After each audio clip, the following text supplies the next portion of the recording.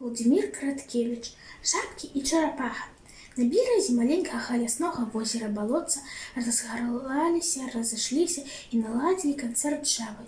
Цярушыў на іхнія галоўкі цёплы дожджык, свяціла праз яго сонца.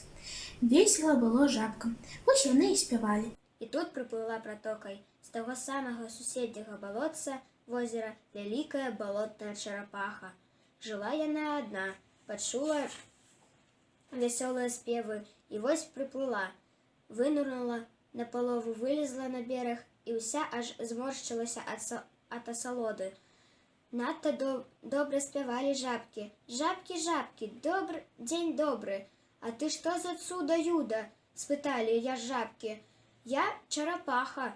Бачыць такое не бачылі, чуць гэткае не чулі. Значыць, не можа цябе быць. Да ёсць жа я. Ах, як же вы добра спяваеце. Проста салаўі. Жабкі, жабкі, прыміце мяне ў свой хор. А ты спяваць умееш? Не, я слухаць люблю.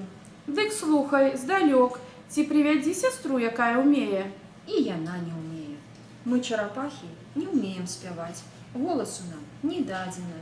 Дык нашто ты нам тады? А слухаць вас хто будзе? Хваліць. Нас і так усе чуюць і ўсе хваляць. Ну і я ціхенька сядзела, ты хваліла.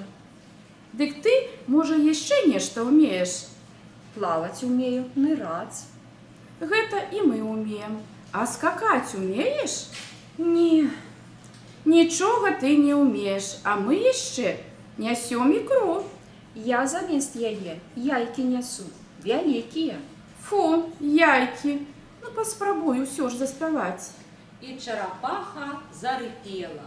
Свеціць месячак з гары на глыбокія віры. На шчытах у чарапах сіняе святло гарыць.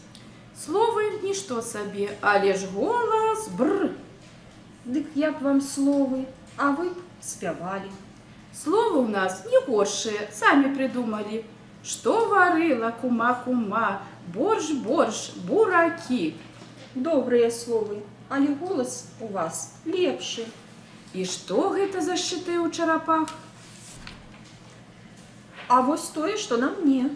Гэта карычневае, гэта брыдкае. Ну не, мы вось такія прыгожыя, зялёныя, бліскучыя. Жывыя ўсе прыгожыя. А чаму гэта брыда завецца шчытом? Яна цвёрдая. Няўжо? Во, быць не можа. Самая смелая жаба подплыла осторожно и докранулась до панцира лапкой. Вой, яна ж як жалезная. Всё роўна вы мне падабаецесь, спяваеце прыгожа. Мне адной сумна. Але жабы ўжо разышліся. Жалезная жаба, а мы мяккія жабкі, зялёная, жалезная, гы-гы-гы-гы-гы. Чарапаха пачала крыўдаваць.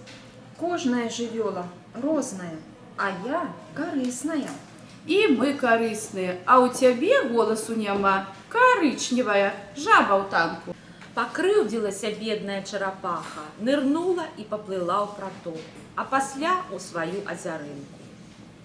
А ці добра гэта атрымалася? Тут сабе жабкі весела спяваюць дурныя словы добрымі галасамі, а там чарапаха, што не мае голасу, але ведае добрыя словы, ляжыць сабе пад вадою, пакрыўджаная і адна аднюсенькая. І нашто, калі ты зялёны і мяккі, лаяць таго, хто карычневы і цвёрды? Ты вось ходзіш на 2 нагах, а кот на 4. Ну і няхай сабе. Дрэнна вы зрабілі жабы. А ну марш адразу ж у чарапахі прабачэнне прасіць, перапрашаць яе. А ты зараз, маленькі слухач, кладзіся спаць, бо жабы будуць перапрашаць чарапаху аж да раніцы. А раніцай, калі прачнешся, то тата або мама раскажуць табе, даравала чарапаха ці не.